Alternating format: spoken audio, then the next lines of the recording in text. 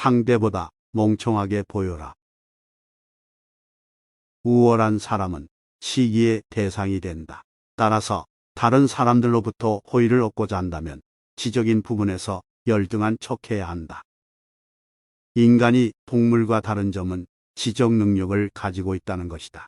그 덕분에 양육강식의 자연세계에서 모든 동물의 가장 위에 설 수 있었다.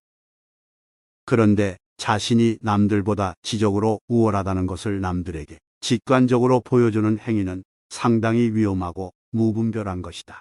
왜냐하면 사람들은 당신의 그 행동을 보고 건방진 태도라고 생각하거나 시기할 가능성이 더욱 커지기 때문이다. 그리고 당신이 어떤 죄를 저지르거나 사회적 합의에 반하는 행위를 했을 때 더욱 가혹한 방식으로 추궁하고 비판한다.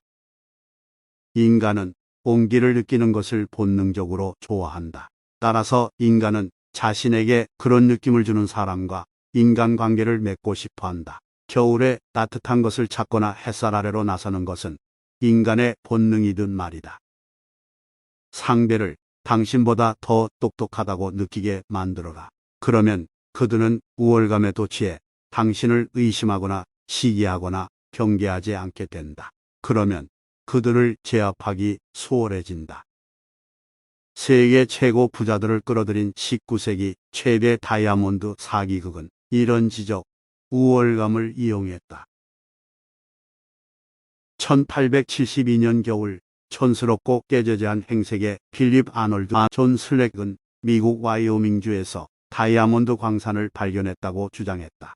이 소식은 1840년대 말 미국의 골드러시 뉴스와 연동되면서 사람들을 흥분시켰다. 그리고 이 소식은 미국 금융업자 에스베리 하펜딩억에게 전보로 전달되었다.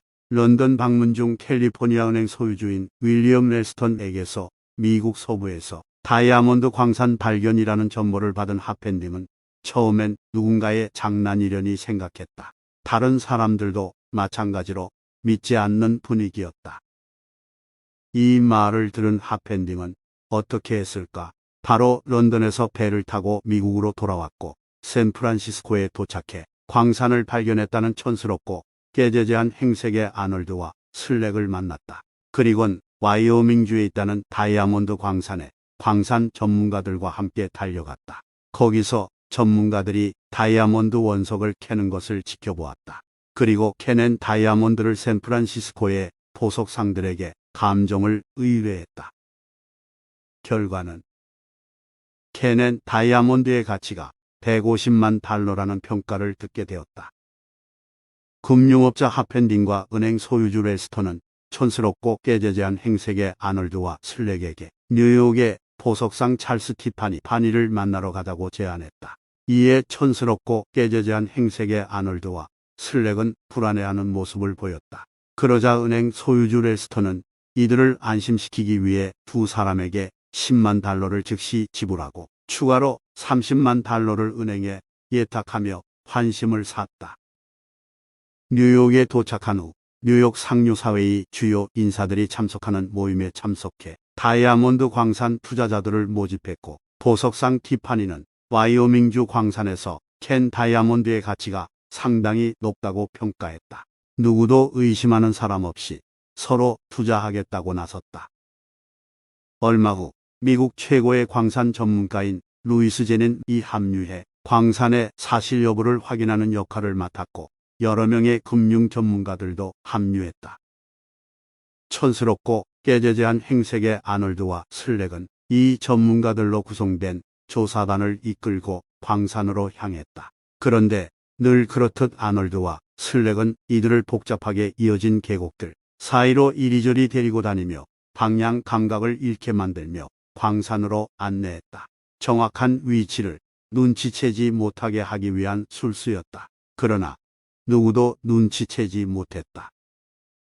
광산에 도착한 조사단은 많은 금융업자가 보는 가운데 여기저기를 파고 바위를 뒤집으며 탐색을 시작했고 약간의 에메랄드와 루비, 사파이어와 많은 다이아몬드를 캐냈다. 그리곤 투자자들에게 사상 최대의 다이아몬드 광산을 발견했다라고 말하며 매달 엄청난 수익을 기대할 수 있다고 말했다.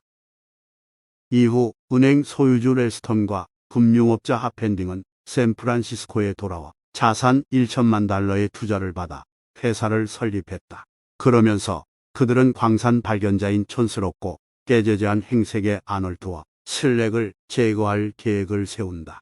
광산의 실제 가치와 매장량 등을 알려주지 않고 적절한 위협으로 겁을 먹게 하면서 동시에 그들이 생각하기엔 엄청난 헐값이라고 생각하는 금액인 70만 달러를 제안했다. 이에 촌스럽고 깨재재한 행색의 아놀드와 슬렉은 마치 겁을 먹은 양 마지못해 70만 달러를 받고 모든 권리를 양도하고 광산 위치가 표시된 지도를 넘긴다는 계약서에 서명했다. 금융업자 하펜딩과 그의 무리는 투자금을 이용해 장비를 구입하고 광산업 분야의 최고 인력을 고용하고 뉴욕과 샌프란시스코의 화려한 사무실도 오픈했다. 그렇게 준비를 마치고 광산에서 채굴 작업을 시작하자 놀라운 일이 벌어졌다.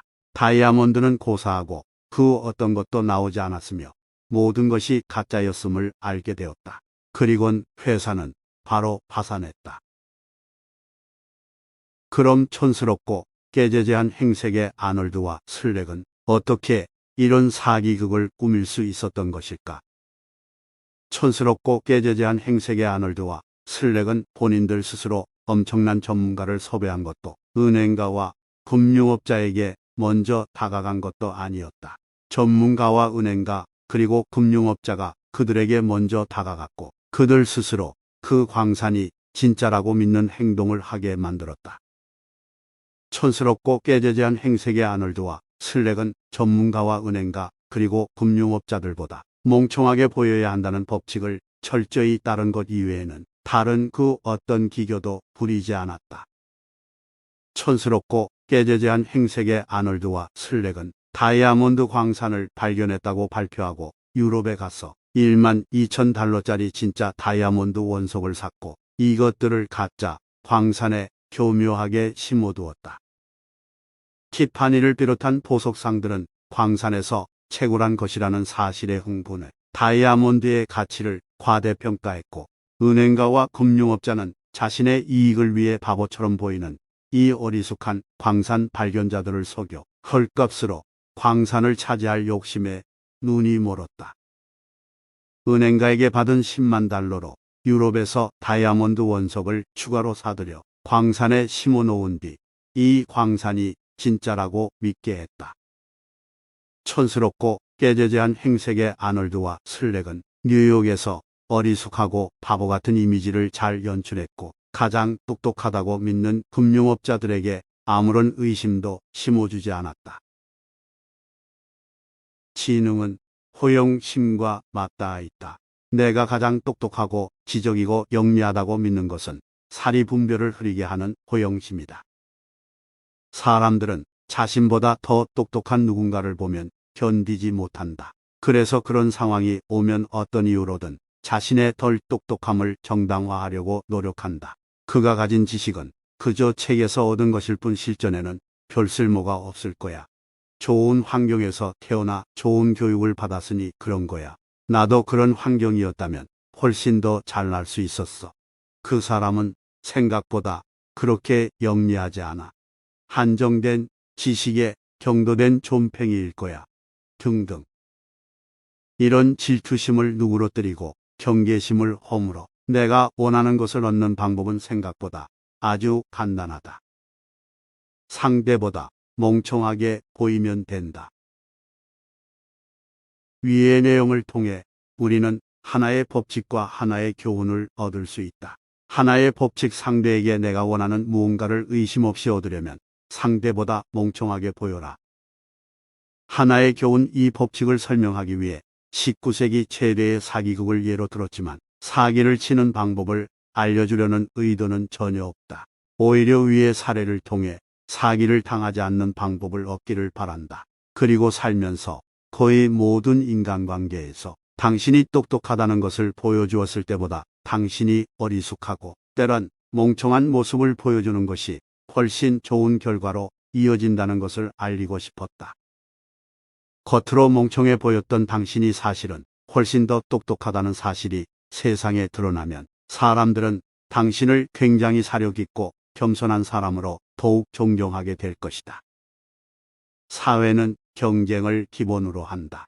이런 경쟁 사회에서 나의 최종 목표를 성공적으로 달성하기 위해서는 내 똑똑함을 드러내는 것보다 조금은 어리숙한 모습이 훨씬 유리하다.